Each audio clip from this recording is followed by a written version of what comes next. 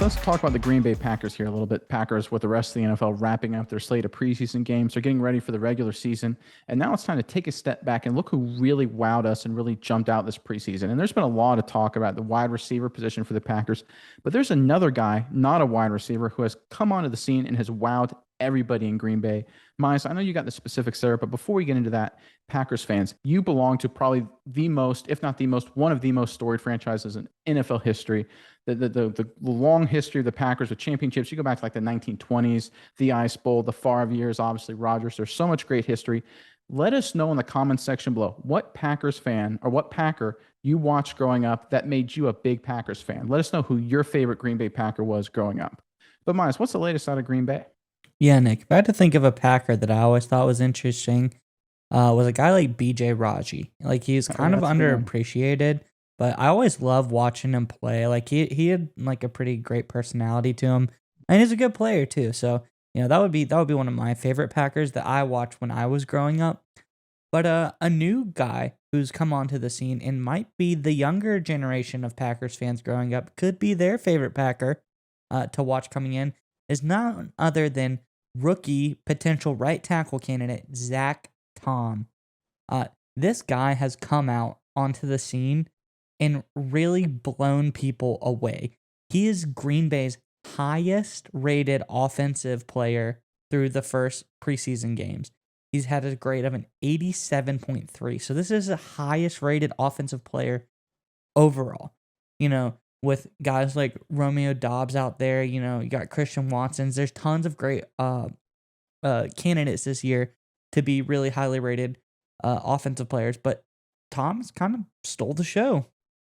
But Zach Tom, really, he's gone out there and in a time where Packers are uncertain at the tackle position, with Bakhtiari coming off of injury, and also I believe his name's Ellington, is also Jenkins. yeah, he's also coming off of injury as well. There's uncertainty at the tackles on the Packers. And Tom seems like a guy who, okay, if those two guys come back, play all pro levels, not only can Tom scoot into the guard position as well and be a performer, but he's got the tackle positions covered as well. He's played all over the field, and he really has looked like a guy that can come in and be a star on this Packers offensive line. That's something that Aaron Rodgers should be happy about. Well, I think the interesting thing with Tom is this was not a guy who was a first round pick, second round pick, or anything like that. It was a fourth round pick. I think pick 140 out of Wake Forest was really kind of a later pick compared to a lot of other offensive linemen, that are looking to make a big impact this season right out of the gate.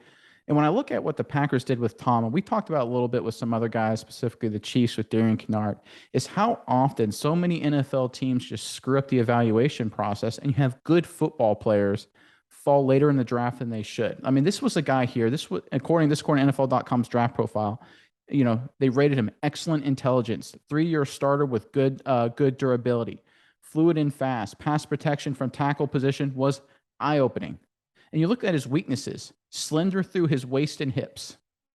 I don't even know what that really means. Needs to become more violent into contact. Below average mass to base against power, needs to prove he can anchor against an NFL nose tackle, right?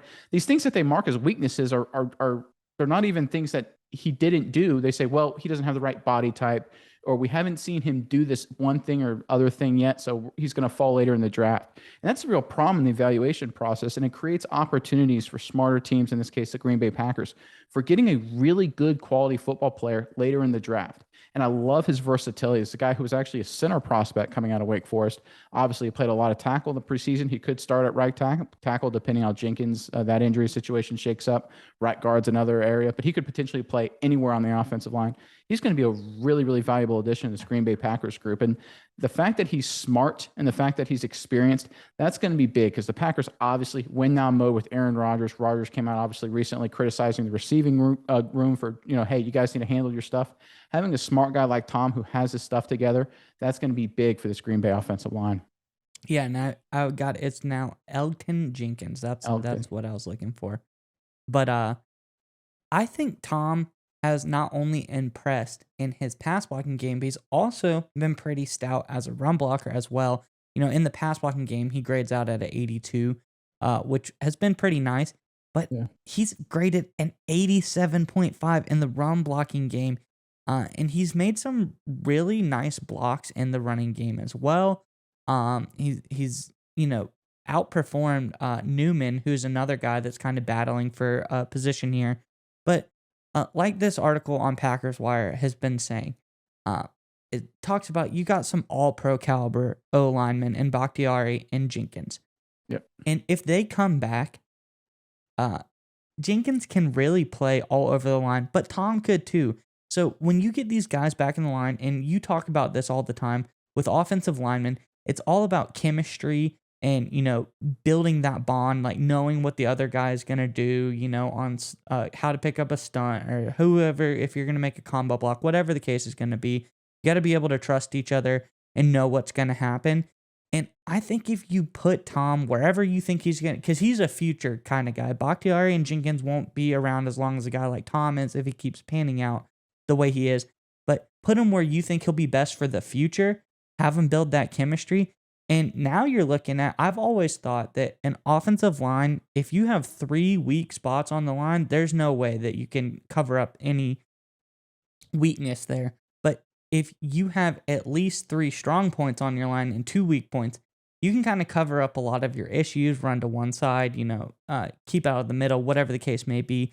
And I think Tom gives Green Bay the best option to be a really upgraded and very good offensive line this coming season. Well, they were rated highly. I think PFF had them a top 10 group. I think we talked about that before. So this was already a good offensive line, and Tom just slides right in and makes them even better. So like you said, this is going to be huge for the Packers going into the season. All right, Nick, it's time to get your internet privacy back today on every device you own in any country you want. Don't let anyone but you control your internet. NordVPN keeps you safe from prying eyes wherever you go online with their military-grade encryption. Is your favorite Netflix or streaming content blocked in the US? You can simply connect to one of the many countries available with NordVPN and get the access you need. That's right, Maya. So right now, get our exclusive NordVPN deal here at nordvpn.com/SMI. It's risk-free now with NordVPN's 30-day money-back guarantee. Again, get that exclusive deal, nordvpn.com/SMI.